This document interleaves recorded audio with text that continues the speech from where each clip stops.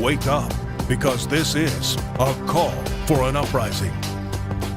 This is a call for an uprising. Welcome to today's show. This video, I want to talk about the potential for a false flag event on Easter Sunday. I am recording this before Easter Sunday, but I want to get into some of the narratives that are out there. And again, this channel is not a channel about predictions. I don't try to predict things. And even if I say something is going to happen or could happen, and it does happen, I don't come on here and ask for pats on the back and say, I told you so. What I'm doing is trying to make people aware if there is an event that occurs on Easter Sunday, that you know immediately that it's a false flag so that you don't get sucked into whatever narrative's out there, because it's very easy to know that these events are fake after the fact, but to realize when they happen in real time, this is definitely something that was pre-planned, done on purpose, done specifically on Easter Sunday. It'll help your brain continue to deprogram from the machine, so to speak, the media machine, the propaganda machine, which of course we know the news is a simulation, that they stage these events, that they fictionalize reality to blur the lines of what's real and what's not. And we live in a world where many people believe that all these narratives the media has given them are real narratives, from COVID to September 11th, to things like Waco, to things like Sandy Hook, all these things that people believe the narratives fed to them from the media, despite the actual evidence that we've all seen and presented to many of these sheeple. So as of me recording this, before I get into the false flag narratives that are out there, the story out there is about how an F-15 was shot down over Iran. And this narrative is out there in regards to one of the pilots being dead and one of the pilots being alive. Does that sound familiar? If you've seen a movie recently called Top Gun Maverick, which many people did see, it was the sequel to the 80s movie Top Gun starring Tom Cruise. Well, part of the plot in the movie is actually that Maverick is shot down by an enemy surface-to-air missile over enemy land. In Top Gun, Tom Cruise is shot down, Maverick, in a snowy, mountainous, and unnamed enemy territory. During the final act, he is shot down by an enemy while trying to save roosters, specifically in a rugged forest covered region that was filmed in the Pacific Northwest. And a part of it is how he's going to escape. And we've heard this narrative as well, the make-believe narrative in the movie Wag the Dog, with Woody Harrelson's character that they created. They took a guy who was a former military guy who had gone AWOL and lost his mind, and they took him to play the role of Sergeant William Schuman, who they referred to as the Old Shoe. And the whole movie basically talks about how they simulate war, how they create this on a green screen, and it obviously manipulates the minds of the masses into doing and thinking certain things that they want them to think. And of course, it's a distraction as well. And in that story, the character Schuman was also a fabricated war hero, even though he was a criminally insane army convict. And he was selected by the Hollywood producer in the movie to play the role of William Schuman, the Old Shoe, and the media fed a story that he was a brave soldier left behind enemy lines, which sparks a national trend of throwing old shoes on the power lines as a patriotic gesture. And of course, then the government brings him back home. And I'm only bringing these up because as of me recording this is a narrative that's out there. And it would be pretty hilarious if we start to hear about a captured U.S. pilot who is captured and imprisoned in Iran, and how that's going to make us go deeper into war. Because of course, we have a lot of narratives out there, even conservatives, who are not thrilled about what Trump's doing with Iran. But what it's really about, as I discussed in my video with Agenda 2030, is destabilizing civilization, bringing down power grids, making it so we have oil suppression, and there's an excuse for you to go to the gas station and not have oil, which is a narrative that's slowly coming out, that we're going to run out of oil soon, and that we're going to have to start rationing, which I talked about was going to be one of the goals. Of course, there's multiple agendas behind that, including getting you into electric vehicles, which is a big agenda for 2030 as well. But let's talk about the false flag narrative for Easter, because they're saying now, and I was thinking this all week, that there might be some type of a false flag on Easter Sunday, because this is a very easy way to bring Christians who are opposed to this war into this war. And of course, they want Christians fully yoked up with Israel. And if you're not awake at this point to Israel as a Christian, then you probably will never wake up. If you don't understand the modern state of Israel, created in 1948 by the government to create a military industrial complex, then you never will understand anything. Because in your mind, you're just thinking, well, whoever lives over in Israel, like if I go squat in Israel, some guy goes and becomes a squatter over there, does that mean he's an Israeli? Does that mean that that strip of land is sacred and holy just because certain locations are biblical over there? Or is Israel a people? That's what people seem to not understand. But ISIS is calling on Muslims to set fire to churches and synagogues across the U.S. That's a narrative that's out there. And I was thinking this about a week or two ago, and this is the story that's out in the New York Post. It's in the USA Today. It's in a lot of media outlets. ISIS calling on Muslims to set fire and churches on Easter Sunday. So what would this do psychologically? It would bring Christians in deeper, right? Into, hey, we got to go after Iran. If you're a Christian who is, hey, I don't want to, we shouldn't be committing genocide over there. We shouldn't be killing. Oh, wait a minute. Not only are they attacking a church, which is something sacred to me, they're doing it on the day, the supposed day of Jesus Christ's resurrection. Of course, many of these people are not aware of Ishtar and the actual origins of Easter and fertility, but nonetheless, everybody's entitled to celebrate the resurrection of Christ if they feel like doing that on Easter Sunday. But it would be a perfect opportunity for the government to create a false flag to get people to support this more. Because remember, all the stuff with war is psychological. So if people out there are pushing back against the war and the narrative of the war, and they're not siding with Israel, say some Christians are going, I don't want any part of this. America shouldn't be a part of this. We shouldn't get involved in this. Well, this will bring you into it to go, you know what? They attacked the church on Easter Sunday, a holy day, a day that's sacred to me and sacred to my beliefs, and they attacked a synagogue as well. And what does it do? Well, then it unites Christians and Israel even more, which yokes up Christians and Israel even more. And why is that important? Well, it's important to deceive Christians, of course, this day and age, and have them yoked up with the synagogue of Satan itself, as mentioned in the book of Revelation. There'll be those who claim to be Jews, but are not. They are of the synagogue of Satan. You could find the verse yourself. Revelation chapter 2, verse 9. I know your works, tribulation, and poverty, and I know the blasphemy of those who say they are Jews and are not, but are of the synagogue of Satan. Revelation chapter 3, verse 9. Indeed, I will make those of the synagogue of Satan who say they are Jews and are not. Indeed, I will make them come and worship before your feet and to know that I have loved you.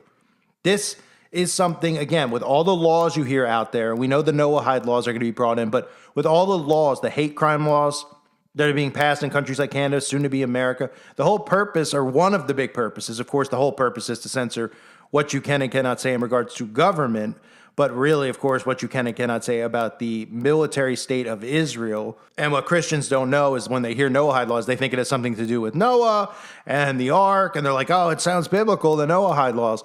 It is going to prevent you from professing Jesus Christ as king, and it is also going to obviously take away certain scriptures like this specific one in the book of Revelation, which you will never, ever, ever hear a church talk about. I don't think I've ever heard a ministry talk about the book of Revelation in regards to chapter 2, verse 9 and chapter 3, verse 9, and point out what is actually being said. But it's clear as day. Those who claim they are and are not, right? And that's what we're living among here in the end time. So they want the church yoked up with Israel. And again, we know the 501c3 churches, you only become a 501c3 if you support Israel. And if you do not, you will lose your 501c3 status, which makes you tax exempt.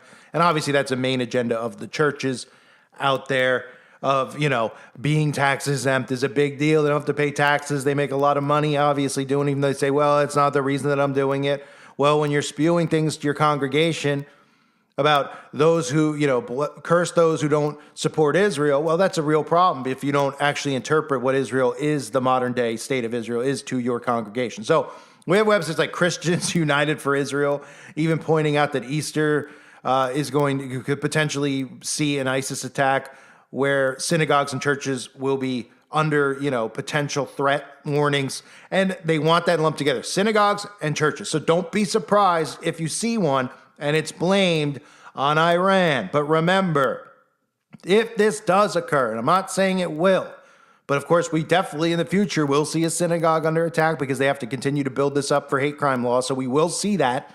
Doesn't mean it has to be an Easter Sunday. But if there is something that happens at a church or happens at a synagogue and it's a target attack and the media starts spewing out about Iran, and don't get sucked in, because you got to remember that any attack on U.S. soil on a church or a synagogue is being done by your own government, working hand in hand, the CIA with the Mossad, because they are one and the same. Never forget that day, that 11th day of the month of September, right? Remember the story that was out there that they scrubbed from the internet that most people can't find? these guys dancing on a rooftop who were really Mossad, who were celebrating the detonation of the Twin Towers. Remember this clip? If you haven't seen it, it's important to pay attention to.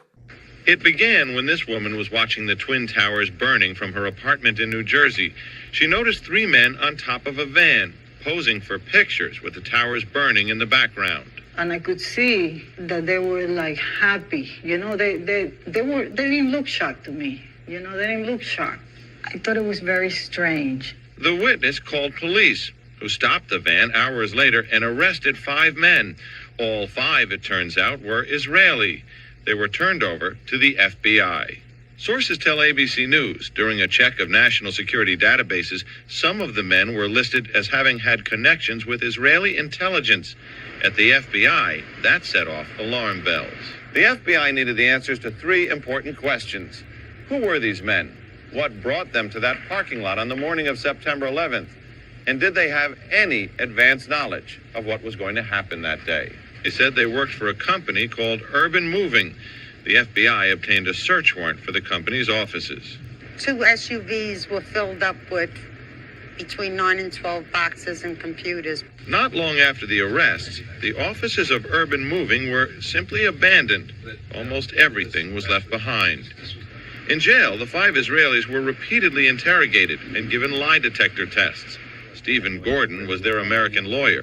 They were asked questions if they had ever been approached by or hired by any non-United States intelligence community. While there is still some debate among American intelligence officials, many investigators believe some of the men were part of an Israeli operation aimed at monitoring radical Islamic charities that support groups like Hamas, something lawyers for the 5 men and the Israeli government strongly deny.